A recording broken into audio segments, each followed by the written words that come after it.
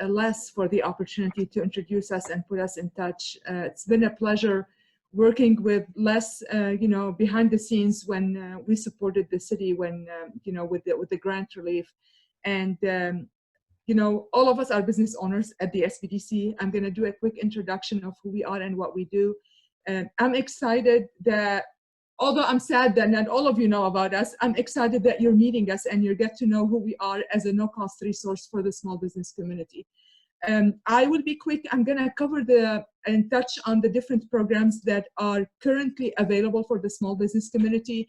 And I'm leaving my slides like this in case I needed to navigate back and forth in different browsers. So with that, we're going to talk about different updates related to different programs, not only relating to the PPP round 2 or round 3 actually, but also there is the IDOL and there are other programs that you could benefit from as a small business owner. Many of you might have specific scenarios or cases. I would encourage you to keep in touch with me. I will provide my contact information, my direct office phone number and my email address so you can connect with me afterwards. And in case you have questions, let me quickly tell you who we are and what we do. So the Small Business Development Center is a national organization. So wherever you go in the United States, you will find an SBDC. Who we are is we are a program that is partially funded by the Small Business Administration or SBA.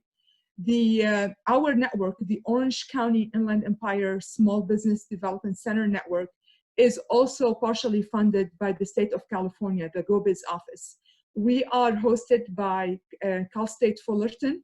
Within our network, we have a total of 9 service centers covering Orange County, Riverside County, and San Bernardino County. The amazing thing about us is that we never charge business owners anything. There is no fine print, there is no catch, there is no caveat. Really, we are your tax dollars at work. So please take advantage of us. If you have other business owners that you know within the community, let them know.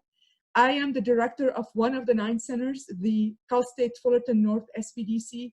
We have over 120 consultants within our network from different areas of expertise, industries.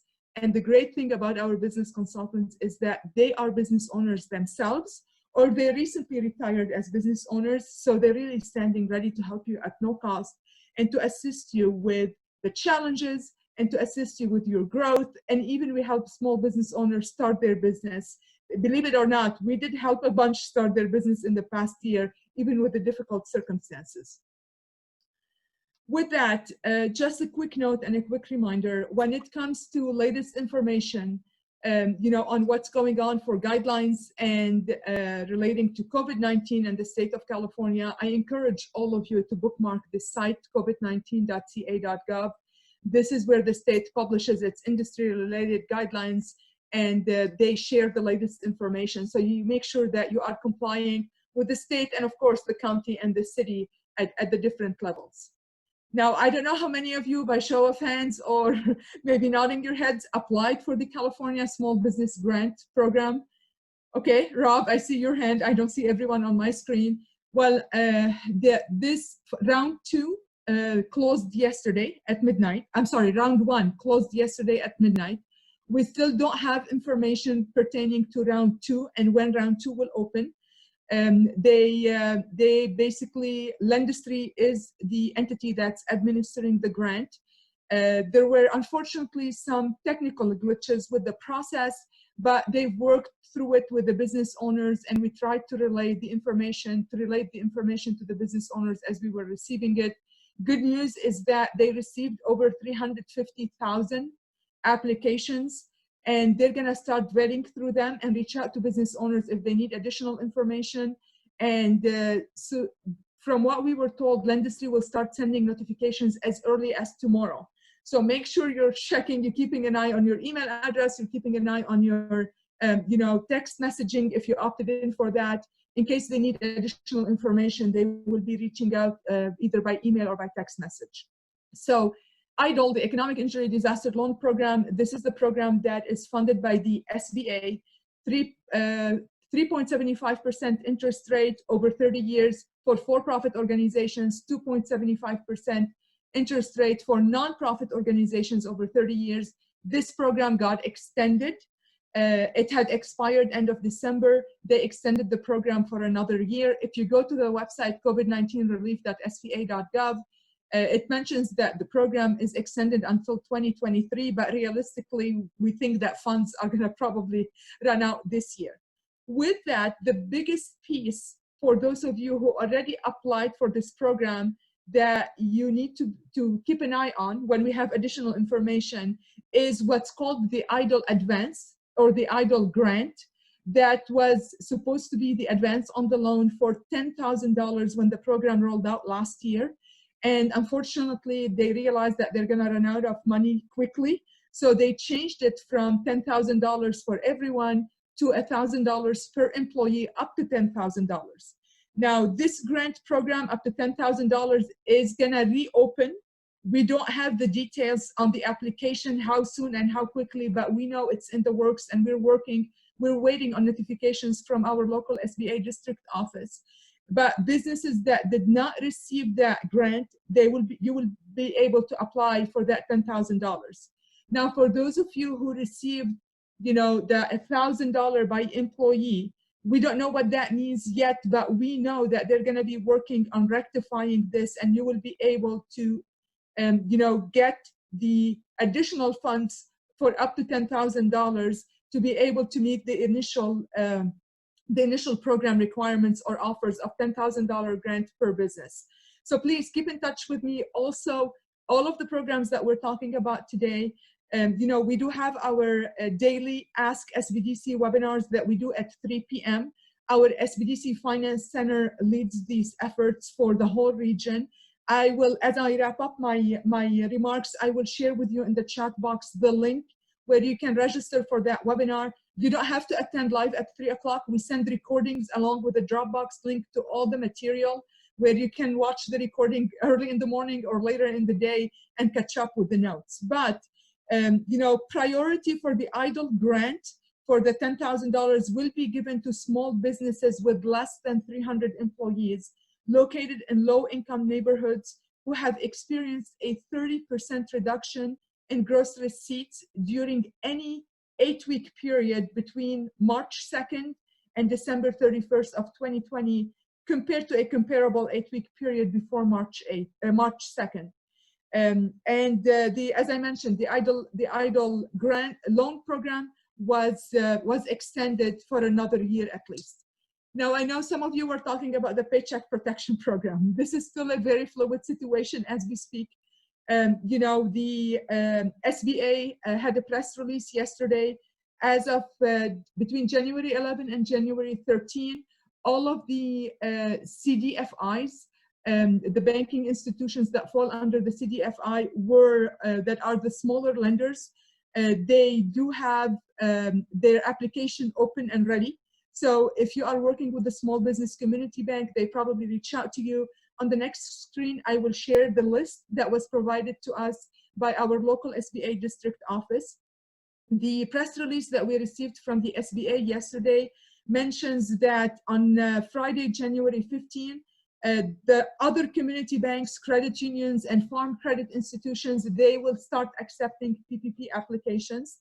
And on Tuesday, January 19, all the other lending institutions, the larger banks like the Bank of America, Chase, and so forth, will be accepting their PPP, will start accepting PPP applications. Small businesses and nonprofits that did not get a PPP between April and August of 2020 can apply to receive a PPP loan. Small businesses or nonprofits that received a PPP and can demonstrate at least 25% loss in revenue during 2020 as compared to 2019 can apply and receive a second PPP loan. So if you've already received and got approved for a first PPP loan and you feel that you need additional funds and additional support, you will be able to apply, but you need to demonstrate at least a 25% loss in revenue for 2020 compared to 2019. The second PPP loans cannot exceed $2 million, and businesses must have less than 300 employees. The PPP loans for this round will work the same per the updates from June 2020, like last year. The loan will be 2.5 times the monthly payroll. At least 60% must be used on payroll costs during an 8 to 24 week period. You don't have to select anymore that you're going to spend the funds within only 8 weeks or only 24. It will be anywhere between the 8 to 24 week period. The other 40% can be used on rent, utilities, and expenses related to workplace safety, such as purchasing PPE, installation of plexiglass, investing in technology to make cashless transactions and contactless transactions, and so forth. Businesses in the hospitality, accommodation, and food services may be eligible for a higher loan amount, where they can calculate their loan amount up to 3.5 times the monthly payroll. Nonprofit organizations such as the 501c6, who spend less than 15% of their budget on lobbying, are now eligible. They can apply for the PPP loan. Let me move to the next slide. And, Rob, I would be more than happy to follow up and email you those slides if you would like to share with the team as well, with your members.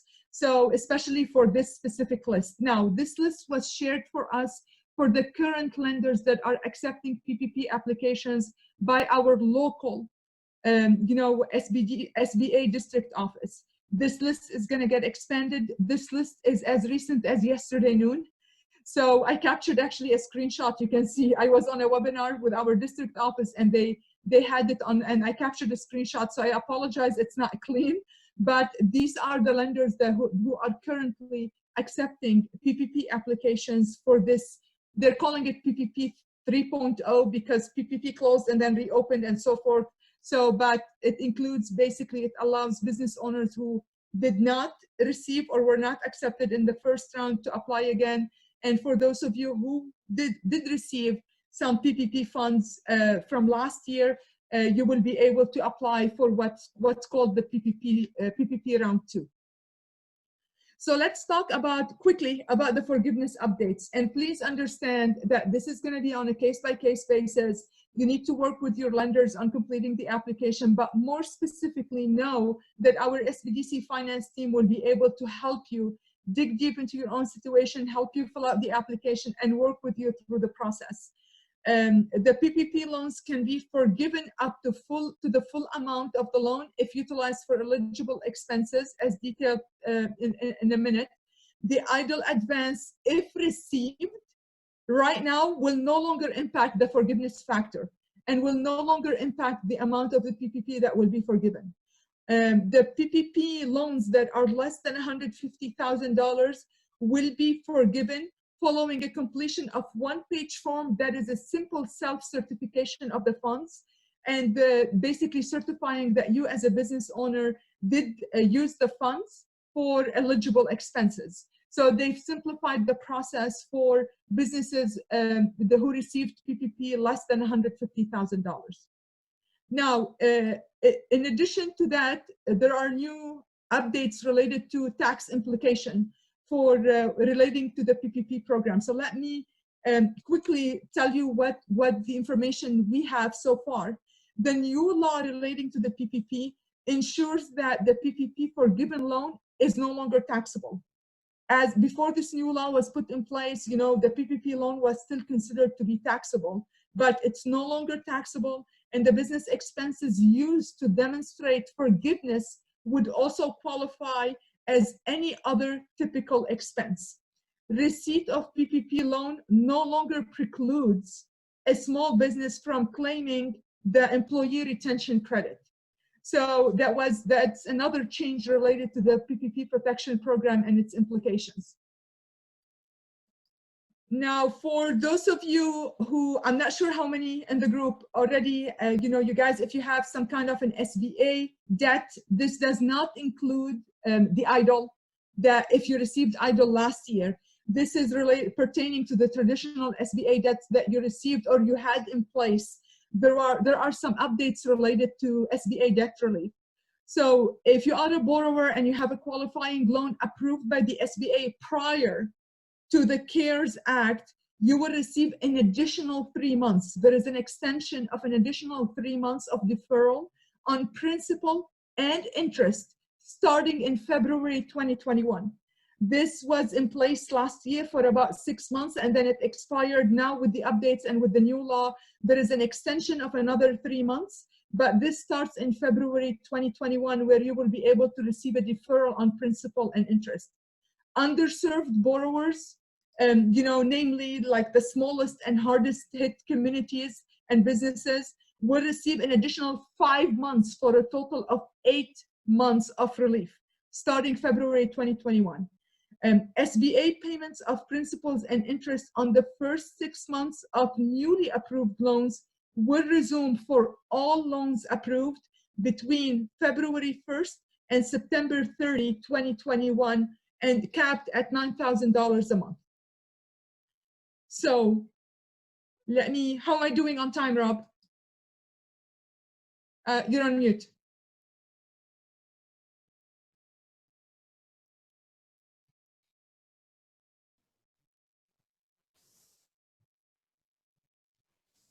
Okay, Rob, I can't hear you, but I'm gonna resume. I'm gonna resume with the. Here we go. You have a lot of good stuff, so you're doing great on time. Okay. Yeah, no, keep going. I Okay. think if it takes a little more time to cover, I think it's well worth it. That's fine. Okay, so there are two big pieces again, and if I have to exclude talking about how the SBDC can help small businesses, I will do that. But I think there are two pieces that your small business owners need to know. One relating or pertaining to the employee retention credit. Employers can now also receive both the employee retention tax credit and a PPP loan, as long as the funds do not cover payroll expenses for the same period or for the same expenses. And also the employee retention tax credit is a 50% tax credit for the first $10,000 of compensation, including the employer portion of health benefits for each eligible employee as per the CARES Act. With that, the new law also expands the employee retention tax credit beginning on January 1st, 2021.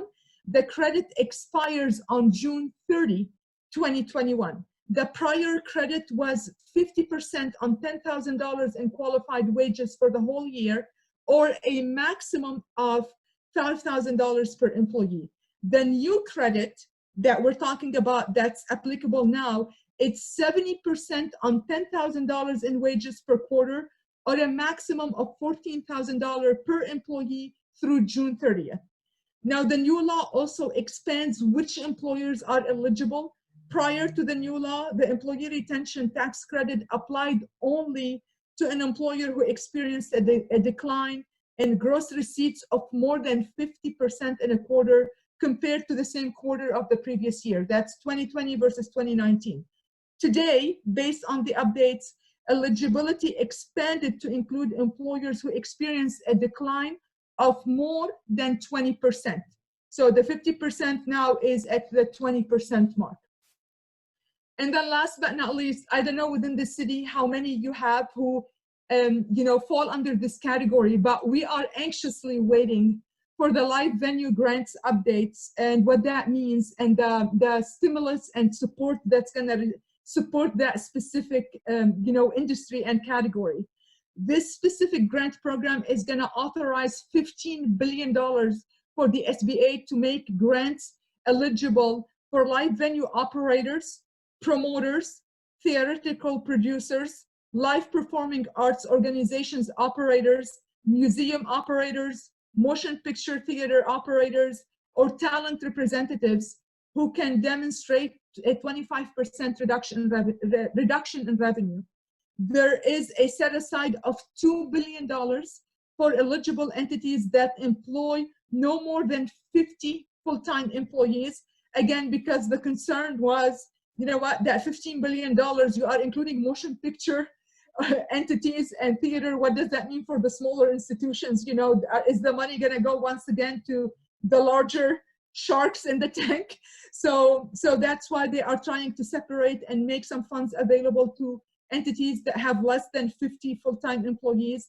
And any amounts from this set aside $2 billion, the remaining after 60 days from the date of the implementation of the program, will become available to all eligible applicants under this section.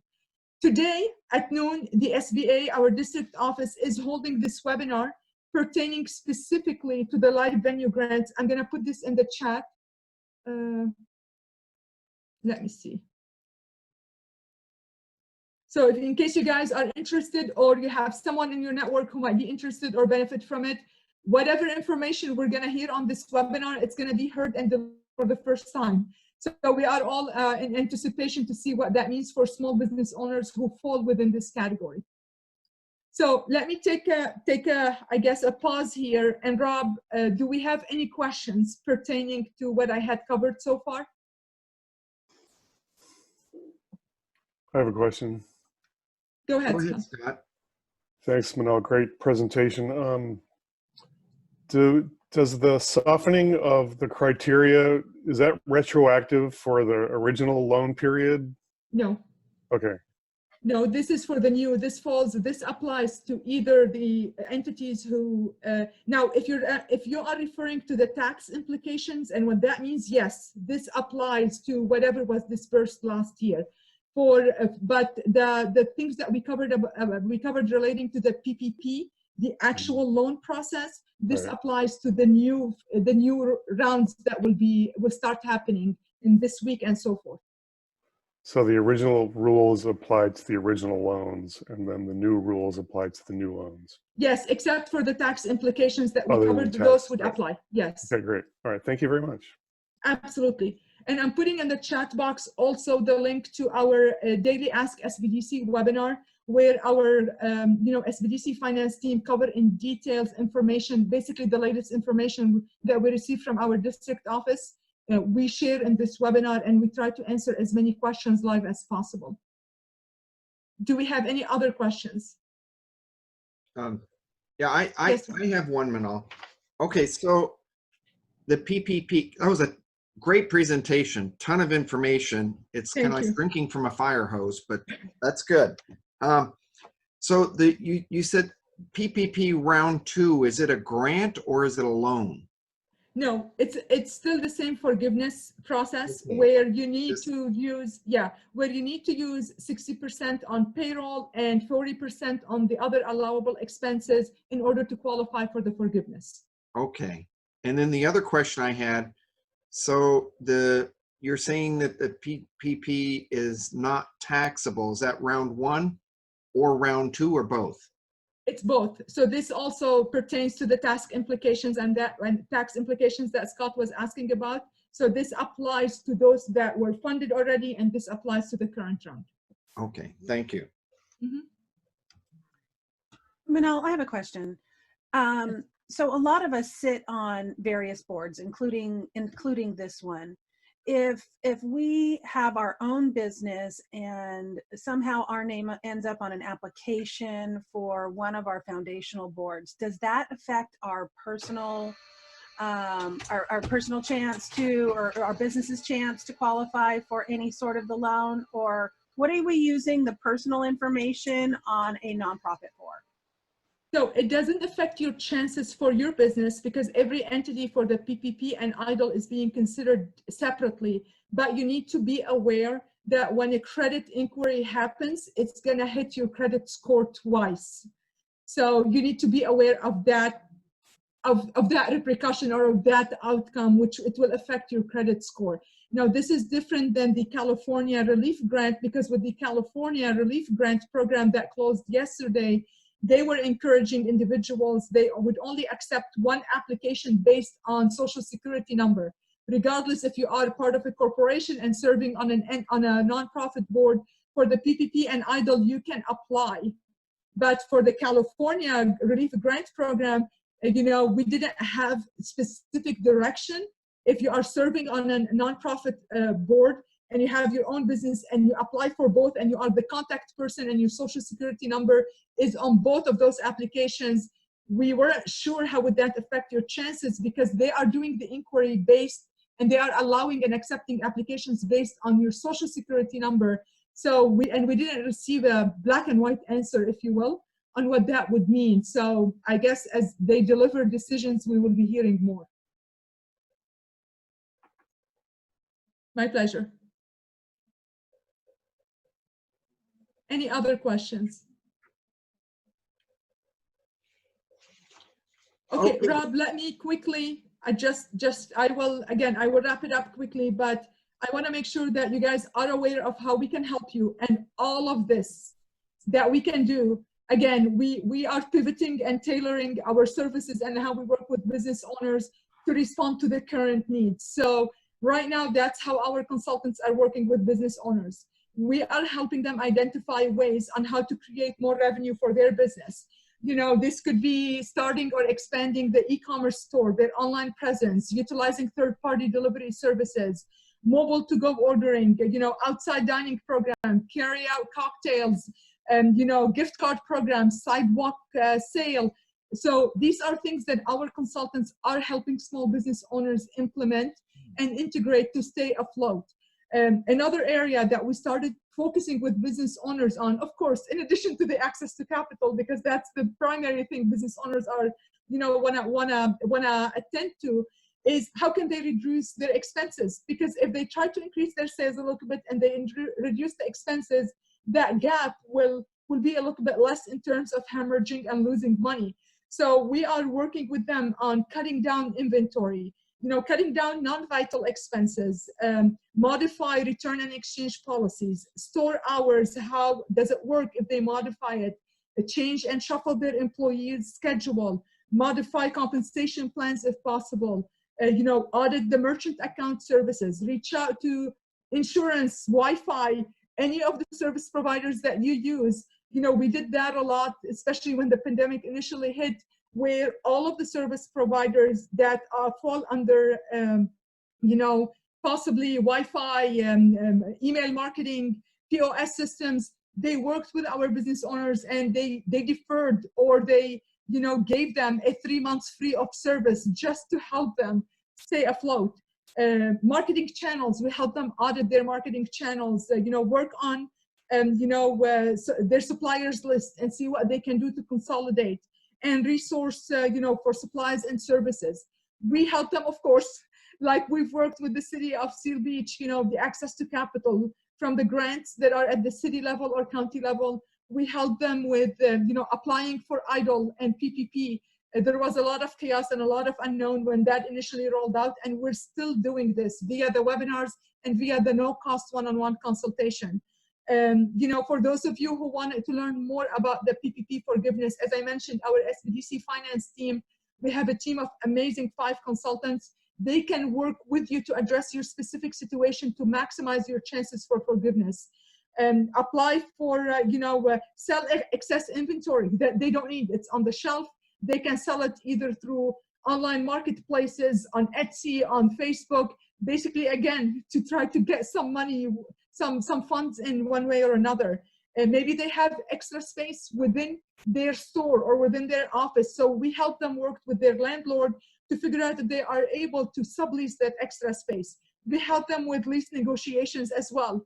You know, when you have to pay $5,000 or $8,000 a month in lease, and I mean, the landlords can do so much, you know, they are business owners as well. So we help be part of that, you know, conversation to make sure that, you know, if a relief is provided, there is a backup plan for the landlord as well, because, you know, we needed to be fair to both entities, but we wanted to make sure that our clients are staying afloat.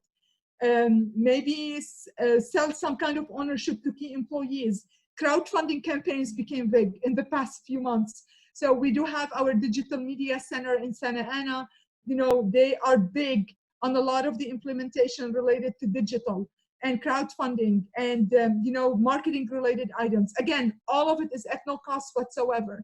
Finding more customers from creating partnerships, you know, creating modern social media campaigns that we help them put in place. Maybe joint shop local campaign. I know a lot of the cities and a lot of the chambers also did a big push for their small business owners. We encourage our business owners to participate in those campaigns, because yet that was another opportunity for them to stay top of mind. Get involved in local Facebook groups, because you know what? All of us are stuck home. So therefore the screen time increased drastically, because after we're done with work, what we're doing is we're landing on our social media channels, browsing for some entertainment. So as a business owner, if you are involved on local groups, you are giving yourself additional visibility. And of course, retaining existing customers, because the cost to acquire a new customer is much higher than bringing your customers back over and over again. So we talked about FaceTime browsing options for our retailers, virtual delivery, private shopping appointments, new payment options, streaming on social media, free shipping and returns. And again, all of these it's a huge list of recommendations that I'm throwing at you right now. But really, when we sit with our business owners, we tailor the plan to meet and fit their needs, their specific scenario, and what they're trying to accomplish. So with that, Rob, this is the end of my presentation. I'm going to turn it back